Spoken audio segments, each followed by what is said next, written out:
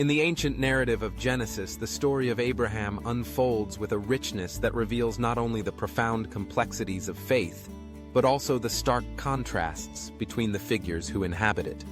Among these figures is Lot, whose choices often lead him into perilous situations, and Abraham, who, despite his own flaws, is portrayed as a man of faith grappling with the promises of God.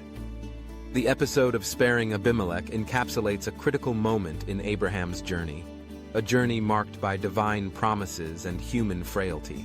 Before we continue, just a reminder to like this video, subscribe to our channel, and hit that notification bell. By doing so, you'll stay connected and up to date with future content. Now, let's continue delving into Genesis chapter 20 and the message God has in store for us. Abraham had received profound promises from God, a covenant that assured him of a great nation stemming from his lineage, a promise that would ultimately be fulfilled through his son Isaac. Yet, as the narrative progresses, the weight of these promises seems to hang precariously in the balance. The threat to this lineage looms large as Abraham finds himself in yet another foreign land, where the potential for misunderstanding and danger is palpable.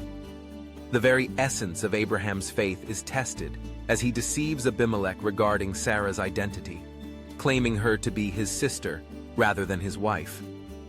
This act of deception, while perhaps grounded in a desire for self-preservation, raises questions about the integrity of Abraham's faith. This isn't the first time Abraham has resorted to such a ruse.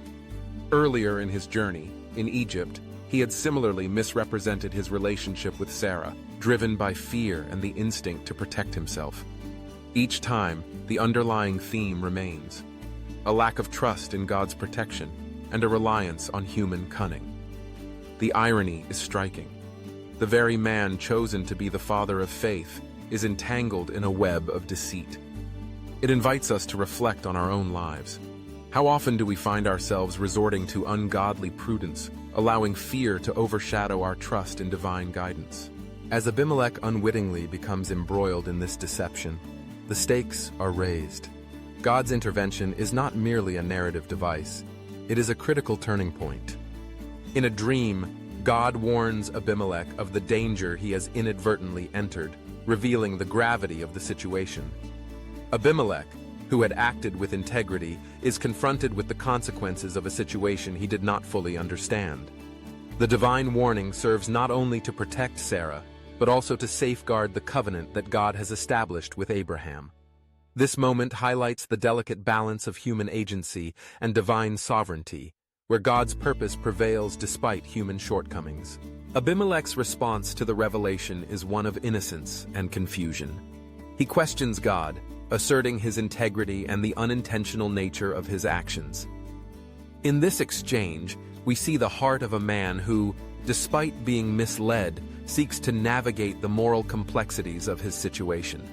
His journey from innocence to a deeper understanding of God's will illustrates the transformative power of divine guidance. It is a reminder that even those who may seem distant from the covenant can play a significant role in its unfolding. The consequences of Abimelech's involvement are profound. God's warning comes with a clear directive: return Sarah to Abraham, and in doing so, Abimelech must also seek Abraham's intercession for healing.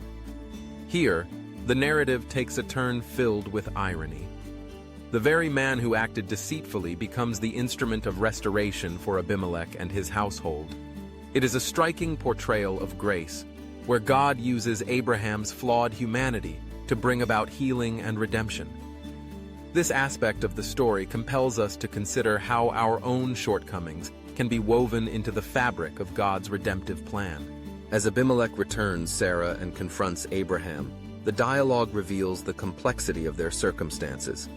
Abimelech's questions cut to the heart of the matter: why did Abraham deceive him? The response from Abraham is layered with fear and a misguided sense of self-preservation. It reflects the internal struggle of a man who has been called to trust in God, yet finds himself grappling with doubt. This moment serves as a mirror, inviting us to examine our own responses to fear and uncertainty.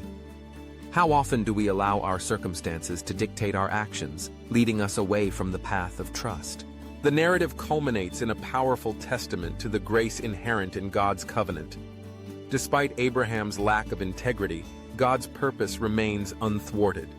The promise of a great nation, of descendants as numerous as the stars, continues to shine brightly, undiminished by human failure. This is perhaps the most profound message of the story, that God's faithfulness is not contingent upon human perfection. Rather, it is woven into the very fabric of our imperfections, showcasing a divine grace that seeks to restore and redeem. As we reflect on the episode of sparing Abimelech, we are left with enduring questions about our own faith journeys. Are we, like Abraham, prone to moments of doubt that lead us to take matters into our own hands? Do we recognize the grace that permeates our lives, even amidst our failures?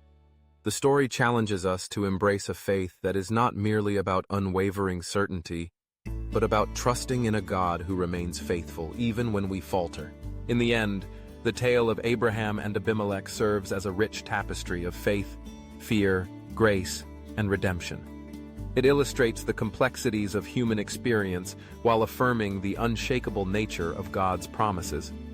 As we navigate our own journeys, may we find encouragement in the knowledge that, like Abraham, we are part of a larger narrative, one where divine purpose prevails and grace abounds despite our shortcomings. If this message resonates with you, take a moment to praise our Lord. Type, "Glory to Yahweh," in the comments as a declaration of praise and glory to our Father for His infinite love, mercy, and patience for us.